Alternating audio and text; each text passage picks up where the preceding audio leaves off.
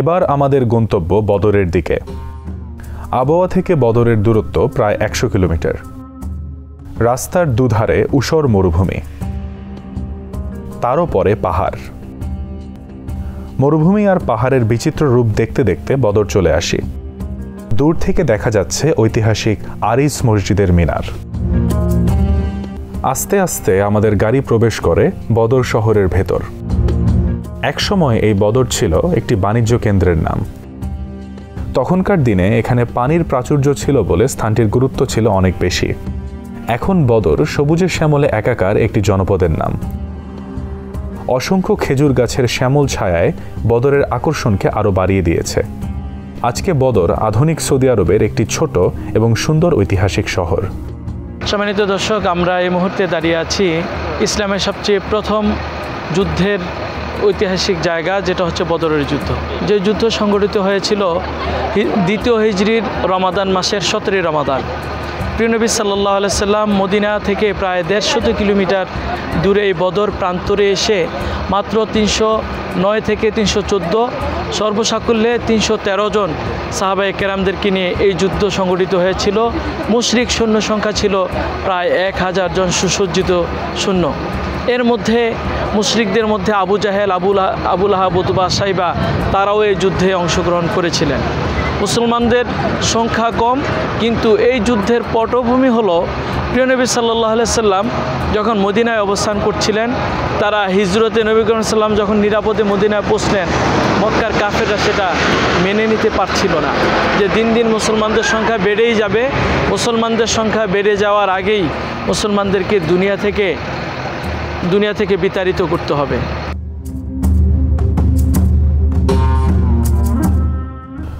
তবে বদর ময়দানটি দেখলে বোঝা যায় ময়দানটি অক্ষত রাখার প্রচেষ্টা রয়েছে। বদর প্রান্তরেই বদর যুদ্ধের শাহাদাত বরণকারী সাহাবীদের সমাহিত করা হয়েছে। সুপ্রিয় দর্শক, আমরা এই মুহূর্তে দাঁড়িয়ে আছি ঐতিহাসিক বদর যুদ্ধে যারা শাহাদাত বরণ করেছেন সেই শহীদদের সুহাদায়ে বদরের প্রান্তরে। আমার পাশে আপনারা যে নাম ফলকটি দেখছেন, এটা হচ্ছে মুসলিমদের যে 14 জন সাহাবায়ে কেরাম রিদওয়ানুল্লাহি আলাইহিম আজমাইন এই বদরের প্রান্তরে শাহাদাত বরণ করেছেন, সেই 14 জন সাহাবীর নাম এখানে লেখা রয়েছে। উমাইর ইবনে আবি ওয়াক্কাস, সোফান ইবনে ওয়াহাব, যুশিমালাইন ইবনে আব্দি আমর, মাহজা ইবনে সালেহ, আকিল ইবনে বাকির, উবাইদাহ ইবনে হারিস, সাআদ ইবনে খাইসামা, মুবাশশির ইবনে আব্দুল মনজর, হারিস ইবনে সুরাকাহ, রাফি ইবনে মাআলা, উমাইর ইবনে হাম্মাম, ইয়াজিদ ইবনে হারিস, মিয়াওয়াদ ইবনে হারিস, আউফ ইবনে হারিস রিদওয়ানুল্লাহি আলাইহিম আজমাইন। এই সাহাবায়ে কেরামগণ 14 জন এই যুদ্ধের ময়দানে শাহাদাত বরণ করেছেন। পক্ষান্তরে শত্রুদের অর্থাৎ কুরাইশদের 70 জন এই যুদ্ধে নিহত হয়েছেন। তন্মধ্যে উল্লেখযোগ্য হচ্ছে আবু জাহেল, উতবা, সাইবার মতো নিকৃষ্ট পাপিষ্টরাও এই যুদ্ধের ময়দানে নিহত হয়েছে। এটা একটা বধ্যভূমি। ব্যাপকভাবে ধারণা করা হয় বদর যুদ্ধে নিহত কুরাইশ সৈন্যদের এখানে মাটি চাপা দেওয়া হয়েছিল। আমরা চলে আসি বদর যুদ্ধের ময়দানের সামনে।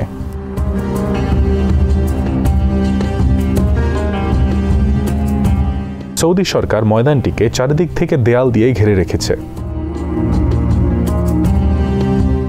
বদর ছিল ভৌগোলিকভাবে অত্যন্ত গুরুত্বপূর্ণ একটি অঞ্চল, যে অঞ্চলের পাশ ঘেঁষে সিরিয়া এবং মক্কার বাণিজ্যিক কাফেলাগুলো যাতায়াত করতেন। নবী করিম সাল্লাল্লাহু আলাইহি সাল্লাম যখন মদিনায় অবস্থান করছিলেন, তিনি 5-7 জনের একটি গ্রুপ নবী করিম সাল্লাল্লাহু আলাইহি সাল্লাম এই অঞ্চলে গোয়েন্দাগিরি করার জন্য পাঠিয়েছেন, যাতে করে কাফেরদের অর্থাৎ মক্কার কুরাইশদের কোনো বাণিজ্যিক কাফেলা গেলে তাদের গতিবিধি লক্ষ্য করা হয়। এখানে যখন সাহাবায়ে কেরাম উট পেতেছিলেন, তখন দেখতে পেয়েছিলেন যে আবু সুফিয়ানের নেতৃত্বে সিরিয়া থেকে একটা বাণিজ্যিক কাফেলা মক্কার দিকে যাচ্ছিলেন। এই বিষয়টা আঁচ করতে পেরে আবু সুফিয়ান রাস্তা ঘুরিয়ে দিলেন। তিনি যেই পথে মক্কা যাওয়ার কথা সেই পথে না গিয়ে এই বদরের রাস্তার দিকে এসে মক্কায় খবর পাঠালেন যে মুহাম্মদ কর্তৃক আমার বাণিজ্যিক কাফেলা আক্রান্ত হয়েছে। এই কথা শোনার পরেই মক্কা আবু জাহেলের নেতৃত্বে তারা প্রায় 1000 সৈন্য সামন্ত নিয়ে এই বদরের প্রান্তে যুদ্ধের জন্য চলে আসে। প্রতিদিন হাজার হাজার দর্শনার্থী এই ঐতিহাসিক বদর যুদ্ধের ময়দান দেখতে আসেন। কয়েক বছর আগেও বদর যুদ্ধের ময়দান দেখার খুব কড়াকড়ি ছিল।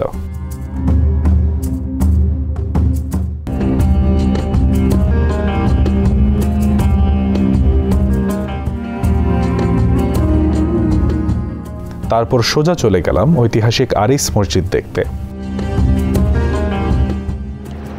আসসালামু আলাইকুম রহমতুল্লাহ। প্রিয় দর্শক, আমার পিছনে যে মসজিদটা দেখছেন এই মসজিদটির নাম হচ্ছে মসজিদে আরিশ। আরিশ হচ্ছে ঐতিহাসিক বদর যুদ্ধের ময়দানের আরিশ পাহাড়ের পাদদেশে উঁচু জায়গা, যেখানে রাসূলুল্লাহ সাল্লাল্লাহু আলাইহি সাল্লাম বদর যুদ্ধের উদ্দেশ্যে এসে সৈন্যবাহিনী নিয়ে মুসলিম সৈন্যদের অবস্থান যে জায়গায় করেছিলেন, এই জায়গাটি হচ্ছে এই জায়গা যেখানে বর্তমানে মসজিদে আরিশ নির্মাণ করা হয়েছে। দুইটি কৌশল অবলম্বন করে এই জায়গাতে আল্লাহ রাসূল সাল্লাম সৈন্যদেরকে নিয়ে অবস্থান করেছেন। এক হচ্ছে এই জায়গাটি হলো যুদ্ধের ময়দান থেকে একটু উঁচু জায়গা, যে কারণে এই জায়গাটার ছিল একটু মজবুত পাহাড়ের পাদদেশে, এবং এখান থেকে যুদ্ধের ময়দানে নেতৃত্ব দেওয়াটা ছিল খুব সহজলভ্য এবং সুন্দর একটি জায়গা। রাসূলুল্লাহ সাল্লাল্লাহু আলাইহি ওয়াসাল্লাম শুরুতে এসেই এই জায়গাটা তিনি চুজ করে নিয়েছেন। নবী করিম সাল্লাল্লাহু আলাইহি ওয়াসাল্লাম এবং মুসলিম সৈন্যরা যখন এখানে অবস্থান করেছিলেন, সেই স্মৃতি ধরে রাখতে পরবর্তীতে এখানে মসজিদে আরিশ নির্মাণ করা হয়। বর্তমানে সৌদি সরকার এটাকে অত্যন্ত চমৎকার একটি দৃষ্টিনন্দন মসজিদ হিসেবে নির্মাণ করেছেন। এই মসজিদকে বদর মসজিদও বলা হয়। এখানে রাসূলুল্লাহ সাল্লাল্লাহু আলাইহি ওয়াসাল্লাম বদর যুদ্ধের সময় তাঁবু স্থাপন করেছিলেন। পরবর্তীতে এখানে এই মসজিদ নির্মাণ করা হয়। দুই মিনারের এই মসজিদটি দেখতে খুবই দৃষ্টিনন্দন। প্রতিদিন হাজার হাজার জিয়ারতকারী এই মসজিদটি দেখতে আসেন। এসে 2 রাকাত নফল নামাজ আদায় করেন। এই মসজিদে মেয়েদের জন্য রয়েছে আলাদা নামাজের ব্যবস্থা। আমরা যাত্রা শুরু করলাম। প্রিয় দর্শক, আমার পিছনে আপনারা যে বালির পাহাড়টি দেখছেন, এই বালির পাহাড়টির নাম হচ্ছে জাবালুল মালাইকা। জাবালুল মালাইকা অর্থ হচ্ছে ফেরেশতাদের পাহাড়। যেই পাহাড়ে আল্লাহ সুবহানাহু ওয়া তাআলা বদর যুদ্ধে মুসলমানদের সাহায্য করার জন্য ফেরেশতা নাজিল করেছেন আসমান থেকে। এই পাহাড়ে ফেরেশতা নাজিল হয়ে সামনে যুদ্ধের ময়দানে অবতীর্ণ হয়ে মুসলমানদের পক্ষ হয়ে কাফেরদের বিরুদ্ধে যুদ্ধ করেছেন। বর্তমানে এই জাবালুল মালাইকা বদরের একটি ঐতিহাসিক একটি পর্যটন কেন্দ্রের রূপ নিয়েছে। প্রতিদিন এই জায়গায় অসংখ্য ভিজিটররা এসে এইসব গ্রামকে বলা হয় ওয়াদি বা উপত্যকা।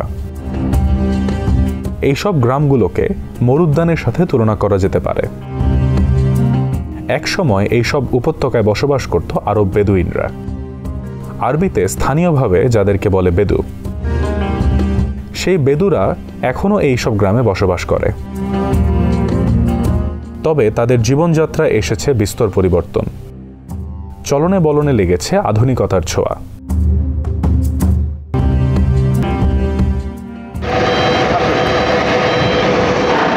আসসালামু আলাইকুম রহমতুল্লাহ। প্রিয় দর্শক, আমরা এই মুহূর্তে দাঁড়িয়ে আছি বীরে রুহার এই একদম নিকটে। কিন্তু দুঃখের বিষয় হলো আমরা অনেক দূর থেকে এসেও আপনাদেরকে ভালো করে বীরে রুহাটা দেখাতে পারছি না। পর্যটন আকর্ষণের জন্য তার নির্মাণ কাজ চলছে, যে কারণে আমরা খুব কাছাকাছি গিয়ে আপনাদেরকে দেখাতে পারছি না বলে দুঃখ প্রকাশ করছি। প্রিয় দর্শক, বীরে রুহা রাসূলুল্লাহ সাল্লাল্লাহু আলাইহি ওয়াসাল্লামের স্মৃতি বিজড়িত একটি কূপের নাম, যা মদিনা থেকে 80 কিলোমিটার দূরত্ব, অর্থাৎ বদরের রাস্তায় 80 কিলোমিটার দূরে অবস্থিত বীরে রুহা। রাসূলুল্লাহ সাল্লাল্লাহু আলাইহি ওয়াসাল্লাম যখন বদরের যুদ্ধে সাহাবায়ে কেরামদেরকে নিয়ে রওনা করেছেন, এই জায়গায় এই কূপের কাছেই যাত্রা বিরতি দিয়েছিলেন। এই জায়গাটা ছিল তৎকালীন সময়ে যত কাফেলা এই রাস্তা অতিক্রম করত, এখানে এসে তারা যাত্রা বিরতি দিত। রাসূলুল্লাহ সাল্লাল্লাহু আলাইহি ওয়াসাল্লাম এবং তার কাফেলার বাহনদের পানি পান করিয়েছেন, ওযু করেছেন, এই কূপের পানি পান করেছেন।